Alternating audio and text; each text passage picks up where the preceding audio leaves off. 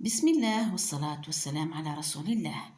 الوصفة اللي راح نتقسمها معاكم اليوم يا حباباتي ويا صحباتي وصفة حصرية من بنات أفكاري. عصرت مخي مليح وجبتها لكم، واللي راح تكون بربي إن شاء الله طاجين الصدفة ولا طاجين الكوكياشة. وانا وش نطلب منكم يا صحباتي ويا حباباتي؟ طلعوا لي الفيديو هذا باش يوصل يعني ويدي حقه، لأنه فعلا راه مبتكر يعني نتاعي أنايا. هذا إذا عجبكم وإذا لقيتوه يستاهل. هيا بسم الله وعلى بركة الله.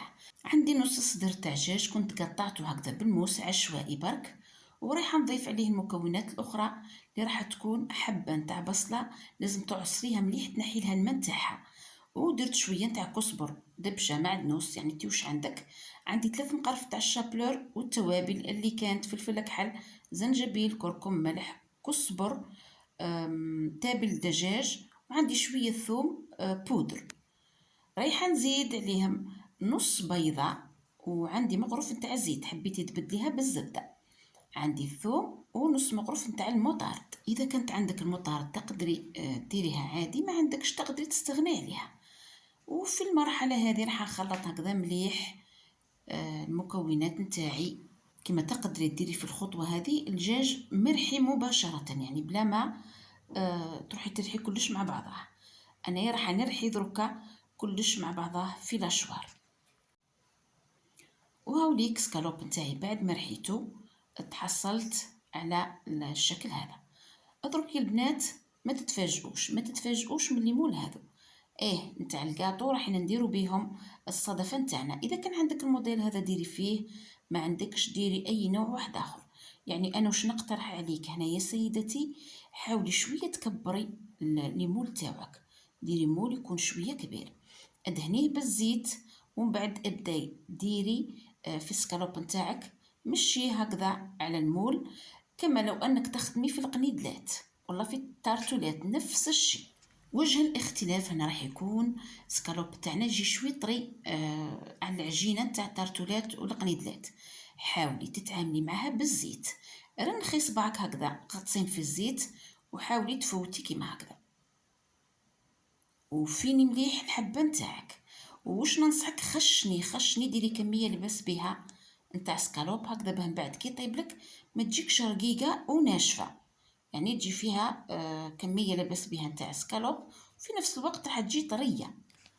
والله الفكره نتاع الطاجين هذا كانت في راسي من العام اللي فات، كنت راح نديرها لكم العام اللي فات ومن بعد اجلتها، ما كتبلهاش ربي علاه. شفت باللي الوصفات المبتكرة اللي يعني تكون نتاعي أنا، خاصة اللي فيها فن وفيها رسم ما تطلعش. والله قدام من فيديو من الوصفات نتاعي اللي فيها فن ورسم داوهم قنوات كبار وطلعوا لهم، أنا فيديوهاتي بقاو يعني في الحضيض. على ديك اللي مانيش نبارطاجي معاكم في الوصفات اللي فيها فن، علاه خلي تطلع القناة نتاعي مليح ونعتلكم حنة يديا في الوصفات الفنية هكذا باش تطلع وتدي حقها يعني والناس الكل تشوفها. خير ما انا نفكر ونخمم والناس تدي. الكفته ولا سكالوب اللي بقالي راح نديرو كفته بالشكل هذا، ومن بعد نروح ندير في المقله تاعي شويه نتاع زيت ونديرو يسخن ونحط الكفته تاعي. شوفي يا سيدتي، مثلا درتي 20 حبه نتاع السكالوب هذاك اللي ديري في المول، ديري 10 حبات نتاع الكفته، نحتاجو زوج في وحده درك تعرفي عليه. حركي مليح وما تخليهاش تحمر ياسر، ماذا بيك تجي بيضة هكذا، نحتاجوها تكون بيضة. علاه حبة الكفتة هذه راح تكون الجوهرة هذيك اللي تجي في القوقعة ولا في الكوكياشة. وبعد ما نحي الكفتة نتاعي وفي نفس الزيت اللي قليت فيه الكفتة رايحة ندير فيه حبة نتاع بصلة، نحرك مليح ومن بعد نزيد من 2 ل 3 سنات نتاع الثوم. اما التوابل راح نقص على واش درت في سكالوب، درت ملح كزبر ثوم بودر زنجبيل وشويه نتاع الفلفل الكحل. الملح ما تكثروش راني نحبوها ولا نحوسوها تجي شويه ناشفه.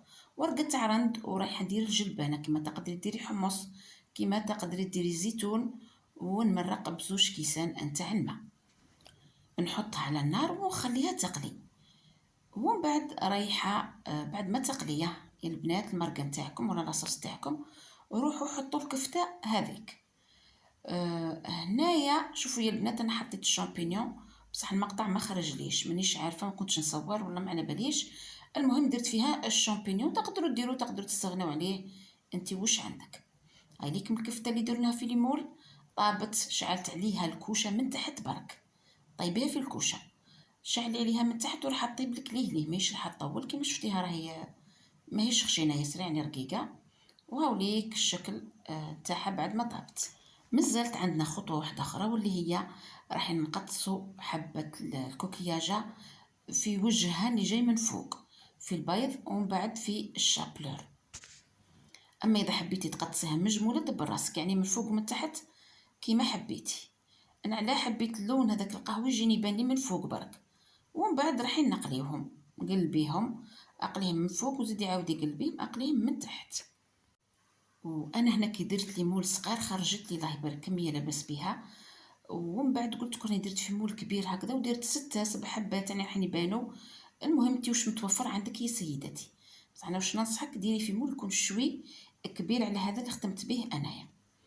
هذيك الخطوه الاخيره واش رايحين نديرو، هزي كعبه من هذا تاع الكفته ولا سكالوب وحطي فيها شويه من لاصوص هذيك اللي درناها، كيما تقدري ديريها ديري فيها كيما نقولوا تعودي طيبي فيها، ديري فيها حشو هكذا خفيف وفرماج وتحطيها طيبيها في الكوشه. انا فضلت ان يكون كيما هكذا، هذه لاصوص اللي طيبناها تقدري تقولي هي الحشو نتاعها. ودرت حبه الكفته ودبلنا كما لو انها الجوهره هذيك اللي تجي في الكوكياجه.